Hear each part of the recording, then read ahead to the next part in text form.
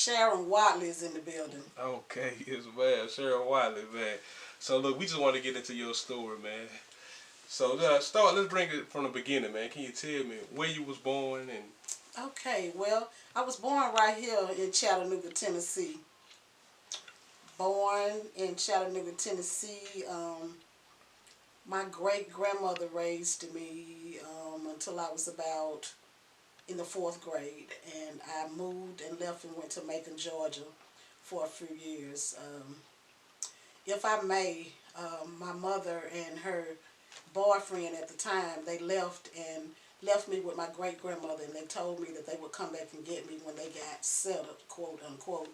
And it was taking them too long to come back and get me, and so they would always send money and money orders and stuff like this, but I began to write them and asking my mama with my grandmama unknowingly that I was saying to her, when are you all coming to get me, because I was just a young girl wanting and needing her mother. Well, I didn't want to hurt my grandmother because she loved me so much, and so I kept that part away from her, but I really was just wanting that time with my mother. So my grandmother was talking about even hiring a lawyer because she thought that they were trying to take me from her. She just had that much love for me. So eventually they did come. I went to Macon, Georgia in the fourth grade. When I did come back to Chattanooga, I was in the ninth grade, a teenager at that point. That's kind of like when it all began. So you stayed in Chattanooga from birth to around like 8, 9 years old. Yes, around about 9 years old. Okay, then you moved to Macon, Georgia. Macon, Georgia. And you spend the end of your elementary years in your at that time y'all called it junior high school. You know, yes. I'm a little younger than you. We called it middle school. But yes. You spent those years in Macon, Georgia. I did. Okay. I did. I came back to Chattanooga in the ninth grade. I was 15 years old. Okay, and was that still junior high back then? The ninth grade was junior high. Yeah, okay. Yes. See, it changed by the time I got to high school. It was not high school until the 10th grade. Okay, so you came right at the end of junior high. Right at the end of junior high. How was your transition back into Chattanooga? Well, my mother, and at that time he had married my mother, and so he was no longer her boyfriend. He was my stepfather, and he was a good stepfather. You know, he loved me in every sense of the word. You could not tell that I wasn't his biological child.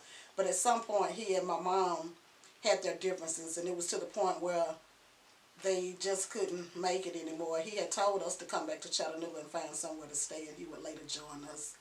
And, of course, he never did. And I kind of feel like that was his way of getting rid of my mama, really, when you look at it. But anyway, we came back. But if I could just backtrack that year before, when I was 14 years old is when I hit my first joint, that's the beginning of it all. A friend of mine called herself gonna sneak in her mother's cigarette pack and get a cigarette, and we were gonna be grown and we were gonna try to smoke a cigarette. Well, when she got the cigarette pack, we found a couple of joints in there, and we decided to try to hit one. We were gonna sneak behind the school and smoke one before we went to school, and so we did. And I just remember a whole lot of laughing. We were silly, everything was funny, but I liked it. That's when I was 14 years old. And so when I come back to Chattanooga, I was 15.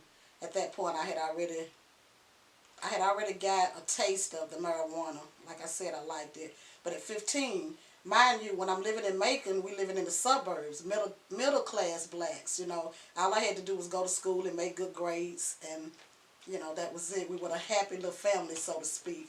When I moved back in 15 years old, when I moved back in 1975, I moved into projects, and I had never lived like that before, and to me, it was a whole nother lifestyle. I just thought they were just having fun. It was a side that I've never seen before, and that's when things began to happen for me. Yeah. Okay, so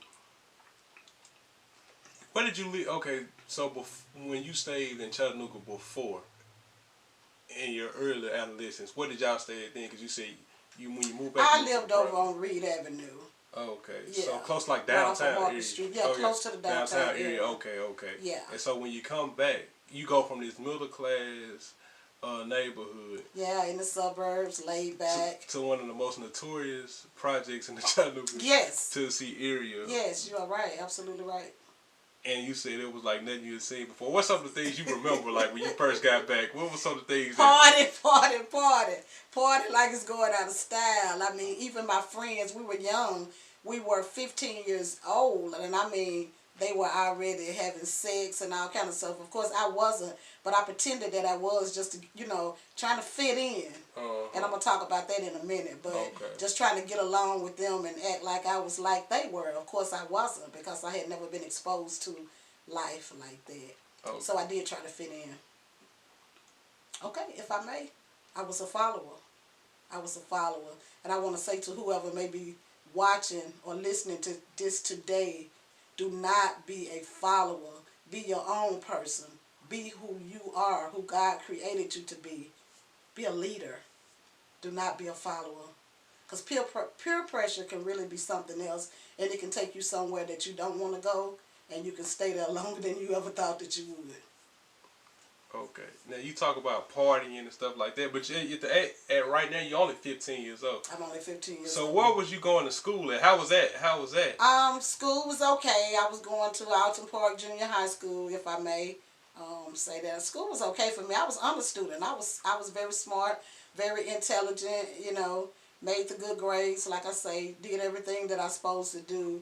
But it was just this lifestyle that I became accustomed to, and the people that I was around, and so that's very important too. The company that you keep, the people that are in your circle, because when I look back at it, the people that I started running around with, we really didn't even have a lot in common. We just began to get high, and more higher and more higher. But at this point, we partied a lot. We went. I started out in the little house party. We had socials back at that time.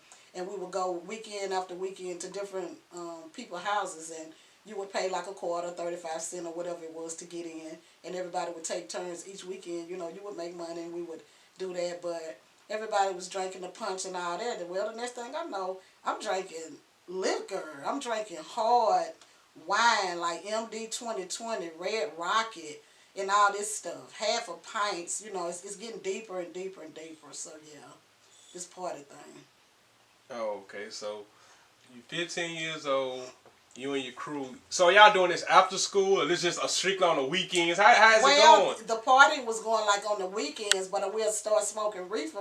That was every day. Oh, okay. So they saying that we called it reefer, whatever you made. But yeah, once we got to the point where we smoking weed, I mean, it was all the time. We woke up smoking it. We went to bed smoking it. We smoked it all throughout the day. I thought I had to have it. I liked it. Oh, okay. So you 15 years old, and where you getting the money at? Cause I always worked. Oh, okay. Because I was very smart, very intelligent, and I was always going to school or some kind of job program or something. Yeah, okay. Cause I know that's an expensive habit. I mean, even at those ages, around the time I got of age, they was buying Nick sacks. Yeah. Which was you got a $5. So but even that adds up for a 15-year-old. So I worked. Okay, so you was working. Yeah, so, okay. I always did. I even worked on school programs and stuff. Oh, okay. Yeah, I always worked. So you working, your grades ain't slipping, and you're able to get not yet. Not yet, and so you're able to smoke, work, and keep your grades up. Yeah. So at this point, it's like it's nothing you can tell you, right? Like. Not really. Well, first of all, let me get to this part. I'm a new girl in town. I'm pretty. I'm smart. I'm black, chocolate, beautiful, intelligent, and if I may, as the guy said, fresh meat in town. So they after me. They clawing. So I end up going with a guy, and he was a little older. He was at Howard, so I'm still in junior high school. So we carried on for a while, and then at some point he's a little older than me, and well, by now he's wanting to have sex, and me being his little girlfriend, eventually I'm wanting to give it to him because I'm thinking that if he don't get it from me, he's gonna get it from somewhere else. So I go to my mama, cause by this time my body's having these little feelings and everything, and I'm hey. So I go to my mom and I tell her, I need to get on the pill. Well, she cussed me out. She cussed me out. You ain't getting no pills or whatever. She didn't really listen. And so I end up getting pregnant. Okay, hold on, slow down. Okay. So, no. I just want the listeners to hear this. So, 15, you're on top of the world, right? Mm-hmm.